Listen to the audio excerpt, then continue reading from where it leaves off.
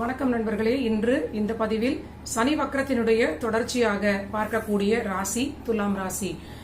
இந்த சனி கிரகம் வக்ரம் அடையக்கூடிய காலம் ஜூன் மாதம் 29ஆம் தேதி 2024ஆம் ஆண்டு வக்ரம் அடைய போகிறார். கும்ப ராசியிலேயே வக்ரம் அடைந்து கும்ப ராசியிலேயே வக்ர நிவர்த்தியும் அடைய போகிறார். வக்ர நிவர்த்தி அடையக்கூடிய காலம் நவம்பர் மாதம் 14ஆம் தேதி இதே 2024. இந்த காலங்கள் பாத்தீங்கன்னா சனி கிரகம் ஒரே ராசிக்குள்ளேயே வக்ரமும் வக்ர நிவர்த்தியும் அடைய இருக்கிறார். இதுல 2 கிரகங்களுடைய நட்சத்திர சாரத்தில் சனி கிரகம் வக்ர நிலையில் மாறக்கூடிய நிலை இருக்கிறது. முதலில் வக்ரம் தொடங்கக்கூடிய நிலையில் குருவினுடைய புரட்டாதியில் இருக்கக்கூடிய நிலையும், அக்டோபர் மாதம் 3ஆம் தேதி ராகுவினுடைய சதய நட்சத்திரத்தில் மாறக்கூடிய நிலையும் இருக்கிறது. சோ நம்ம எல்லோருக்குமே ஓரளவுக்கு ஜோதிடத்தில் ஆர்வம் உள்ளவர்களுக்கு தெரிந்திருக்கும். ஒரு கிரகம் செல்லக்கூடிய நட்சத்திரத்தின் அதிபதியாக இருக்கக்கூடிய அந்த கிரகங்கள் தான் இந்த கிரகத்தோடு இந்த பாவகத்தோடு தொடர்பாக இருக்கும்.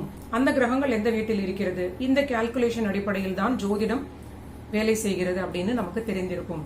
இந்த அடிப்படையில் நம்ம இப்பொழுது துலாம் ராசிக்காரர்களுக்கு வெறும் கோச்சார நிலையை அடிப்படையாக வைத்து பலன்களை பார்க்க போகிறோம். துலாம் ராசிக்கு இயற்கையாகவே இந்த மகர கும்ப ராசிகள் சனியுடைய வீடுகள் 4, 5 என்று சொல்லக்கூடிய 2 வீடுகளுக்கு உடையவராக வருகிறார். இது ஒரு மிகப்பெரிய ஒரு அப்பழுக்கற்ற ராஜயோகாதிபதி அப்படின்னு சொல்லக்கூடிய கிரகம் இந்த துலாம் ராசிக்கு சனி கிரகம். ஏனென்றால் இதோட ரீசன் தெரியாதவர்களுக்காக சொல்ல நினைக்கிறேன்.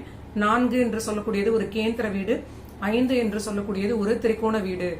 சனி கிரகம் 2 வீடுகளுக்கும் உடையவராக சனி கிரகம் ஒருவரே வருவதனால் இவர்களுக்கு இவர் ராஜயோகாதிபதி. சோ இதே அடிப்படையில் எந்தெந்த ராசிக்காரர்களுக்குமே ஒரே கிரகம் ஒரு கேந்திர வீட்டிற்கும் ஒரு திரிகோணமான வீட்டிற்கும் ஆதிபத்தியம் வரும் பொழுது அந்த கிரகம் ராஜயோக கிரகமாக வரும். அப்படி பார்க்கும் பொழுது ரிஷபத்திற்கும் துலாத்திற்கும் ராஜயோகாதிபதியாக இவர் வருவார். ஆனால் ரிஷபத்திற்கு பாக்ய வீடாக 9ஆம் வீடாக வந்தாலும் அதுவே பாதக வீடு அப்படிங்கிற ஒரு நிலை கொடுக்கப்பட்டிருப்பதனால் ஒரு 10% அவருடைய நன்மையான பலன் குறைந்துவிடும். இது துலாம் ராசிக்கு 100% முழுமையான ராஜயோகாதிபதி. சோ இப்பொழுது நம்ம இந்த வக்ர நிலை துலாம் ராசிக்கு என்ன செய்யும் அப்படின்னு பார்க்கலாம். தற்பொழுது இருக்கக்கூடிய கும்பராசி, அந்த ராசியில் இருக்கக்கூடிய சனி கிரகம் துலாம் ராசியினருக்கு 5ஆம் வீட்டில் சனி கிரகம் இருக்கிறார். 5ஆம் வீட்டில் அவர் வக்ர நிலை அடைய போகிறார்.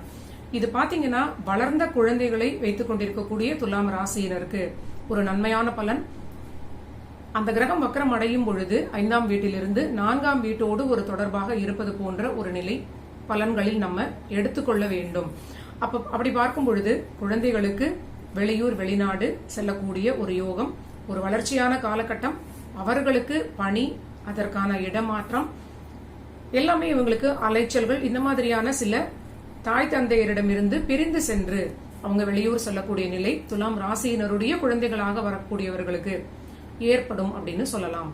துலாம் ராசிக்காரர்களுக்குமே இந்த 4ஆம் வீட்டோடு உள்ள இந்த தொடர்பான நிலை, இவர்களுக்குமே வெளியூர் செல்லக்கூடிய நிலை, ஒரு இடமாற்றத்தை மேற்கொள்ளக்கூடிய ஒரு நிலை, உத்தியோகத்திற்கான ஒரு இடமாற்றமாக இருக்கக்கூடிய நிலை, புது உத்தியோகம் கிடைத்து இடமாற்றத்தோடு அவங்களுக்கு வேற வேலைக்கு ஜாயின் பண்ணக்கூடிய நிலையாக இருக்கும். கடல் கடந்து செல்லக்கூடிய நிலைக்குமே இது ரொம்ப ஒரு ஆதாயமான நல்ல காலகட்டம் அப்படின்னு சொல்லலாம். சோ இந்த பலன்கள் நடப்பவர்கள் இதை கண்டிப்பாக நீங்க ஏற்றுக்கொள்வது உங்களுக்கு நிறைய விஷயங்களுக்கு இது பாசிட்டிவான நல்ல பலன்களை கொடுக்கும். குடும்பத்திலிருந்து தனியாக இருக்கக்கூடிய வாய்ப்பு கிடைப்பவர்கள் கண்டிப்பாக இதை பயன்படுத்தி கொள்ள வேண்டும். துலாம் ராசிக்காரர்களுக்கும் இடமாற்றம் அப்படின்னு சொல்லிட்டோம். ஆனால் இந்த இடமாற்றம் திடீரென்று ஏற்படக்கூடிய நிலையாக இருக்கலாம். அலைச்சல் கண்டிப்பாக இருக்கும். கடினமான பணிச்சுமை மேற்கொள்ளக்கூடிய காலகட்டமாக இருக்கும். ஆனால் தொழில் லாபம், உத்தியோகத்தில் மாற்றங்கள், வளர்ச்சிகள், பொருளாதாரத்தில் மேன்மையான பலன்களாக இது எல்லாமே உங்களுக்கு நல்ல பலனை கொடுக்கும். இந்த சனியுடைய வக்ர நிலை குருவினுடைய போராட்டாதியில் செல்லும் பொழுது பணி வளர்ச்சி, உத்தியோகத்தில் ஒரு உயர்வு, பணிமாற்றம், இடமாற்றத்தோடு கூடிய பணிமாற்றம், அலைச்சல்கள், குடும்பத்திலிருந்து தனியாக இருக்கக்கூடிய நிலை, தூக்கத்தில் குறைபாடு அப்படிங்கிற ஒரு நிலையெல்லாம் இவங்களுக்கு இருக்கும். சோ ஆனாலும் இது பொருளாதாரத்தில் மேன்மையை கொடுக்கக்கூடிய நிலை. 5ஆம் வீட்டிலிருந்து வக்ரமாக இருக்கக்கூடிய இந்த கிரகம் பூர்வீகத்திலிருந்து திடீரென்று அவங்க வெளியூருக்கு செல்லக்கூடிய ஒரு நிலை.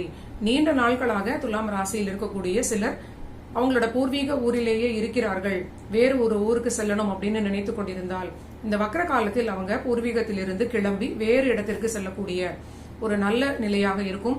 சிலருக்கு வேறு வழி இல்லாமல் திடீரென்று பூர்வீகத்தை விட்டு வேறு இடத்திற்கு செல்லக்கூடிய ஒரு வாய்ப்பாகவும் இது மாறும். சிலருக்கு இது விரும்பக்கூடிய நிலையாகவும், சிலருக்கு இது ஒரு கட்டாயத்தின் பேரில் நடக்கக்கூடிய விஷயமாகவும் இது நடக்கும்.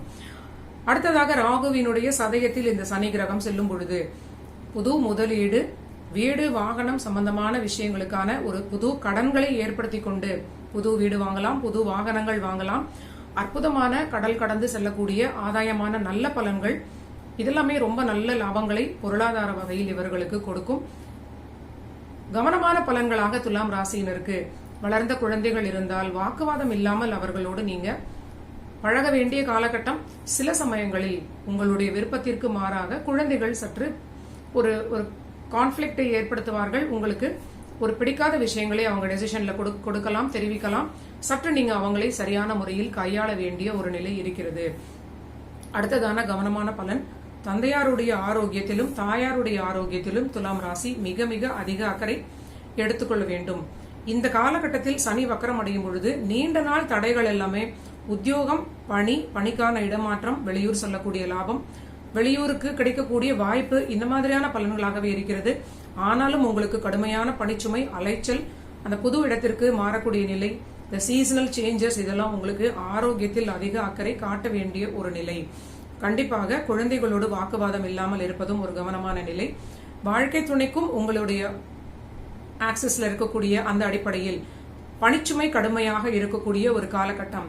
குடும்பத்தில் எல்லோருமே பிஸியாக இருக்கக்கூடிய காலகட்டம் அப்படின்னு சொல்லலாம். இதற்கு தயாராக இருந்து விட்டால் எல்லாமே ஒரு சாதகமான நல்ல பலன்களை கொடுக்கும்.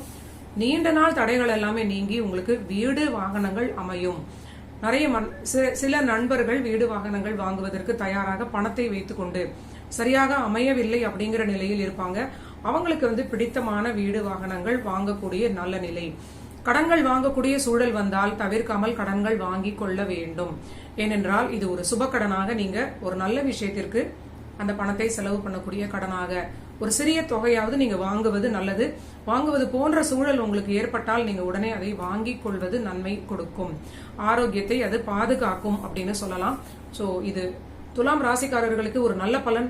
இயற்கையாகவே இந்த துலாம் ராசி ஒரு வணிகத்தையும் வாணிபத்தையும் குறிக்கக்கூடிய ராசி, ஒரு பிசினஸ் பண்ணக்கூடிய ராசின்னு சொல்லலாம். எல்லோருக்குமே ஒரு சுய தொழில் பண்ணக்கூடிய ஆர்வத்தை தூண்டக்கூடிய ராசி. சனி கிரகம் உச்சமடையக்கூடிய ராசி.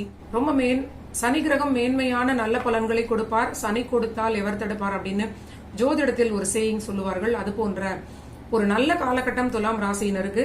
இதை நல்லவிதமாக இவர்கள் பயன்படுத்திக் கொள்ள வேண்டும். இதுதான் 2024 ஆண்டு ஜூன் மாதம் தொடங்கி நவம்பர் 14 வரை சனி கிரகம் வக்கரம் அடையக்கூடியதனால் துலாம் ராசி நண்பர்களுக்கு நடக்கக்கூடிய பலன்கள். நன்றி நண்பர்களே. நீங்க எல்லோரும் என்னுடைய சேனலை சப்ஸ்கிரைப் பண்ணிட்டு தொடர்ந்து பாருங்க. மீண்டும் அடுத்த பதிவில் சந்திக்கலாம்.